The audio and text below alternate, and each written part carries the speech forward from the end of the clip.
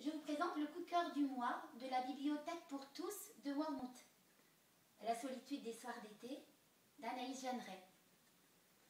Et d'abord, je vais vous lire un petit passage du livre pour vous donner une idée du style du livre.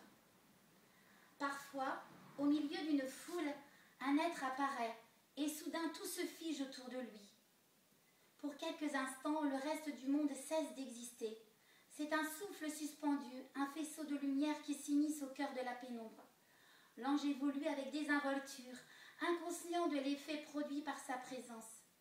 Vous ne comprenez pas encore à quel point, ni de quelle façon, mais vous devinez que votre vie en sera à jamais modifiée. Alors maintenant, je vais vous expliquer un peu l'histoire, du moins le début. C'est l'histoire de Louis. Louis a 22 ans.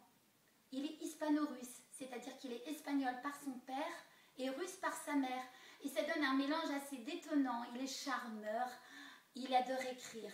Il aime écrire depuis tout le temps, depuis qu'il est tout jeune. Il écrivait même l'année du bac pour ses copains qui n'étaient pas très doués en français. Ils ont eu des bonnes notes toute l'année. Voilà, donc là, il est en couple. Quand le livre commence, il est en couple et il va à un vernissage. Mais il va tomber en admiration, non pas devant les tableaux, mais devant une jeune femme de 40 ans qui est en couple.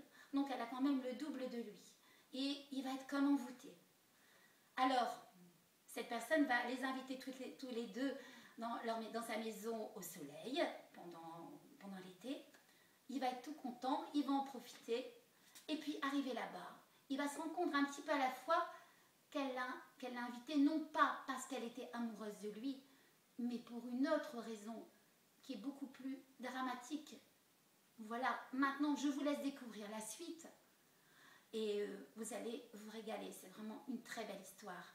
Donc vous pouvez vous la procurer cette histoire ici à la bibliothèque pour tous de Wormhout ou à Agora Press chez Bruno Faure. Et rendez-vous la prochaine fois, c'est-à-dire dans un mois.